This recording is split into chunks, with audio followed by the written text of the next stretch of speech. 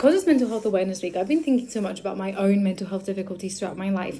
And genuinely, I think the majority of the struggles that I've had have all come or been in relation to the way that I look, and these kind of ongoing, never-ending attempts to change the way that I look, obviously in an effort to try to lose weight and be leaner.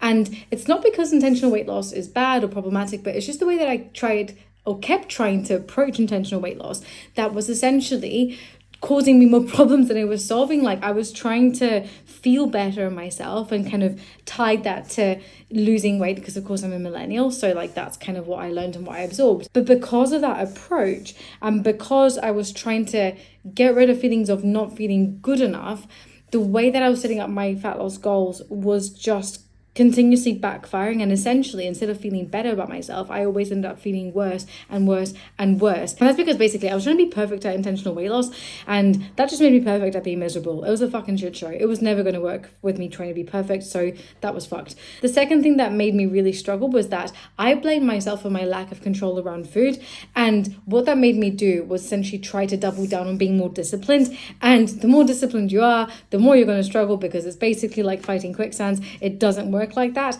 and essentially that would trigger this sort of self-sabotage cycle for me. And the third thing that I basically struggle with, or I guess like another mistake that I made in trying to approach intentional weight loss, is that I tried to bypass working on my self-worth, and yet my lack of self-worth, my low self-esteem was literally at the root cause. Like, it was part of the core reason as to why I was struggling so much with intentional weight loss in the first place. And so in trying to bypass that, I was essentially setting myself up for failure, because I genuinely didn't even believe that I deserved to not self-destroy with self-sabotage every single time that I made a mistake. And so by not working on my self-worth, I was setting myself up to fail from the get-go. And it's a lot to think about, and I know that it's not necessarily customary for psychologists to share some of their own difficulties with mental health on the likes of social media in sort of quite a public way, but it feels important to say, because honestly, so many of those experiences, if not that full experience itself, has shaped who I am as a practitioner, as a psychologist, as a fitness coach.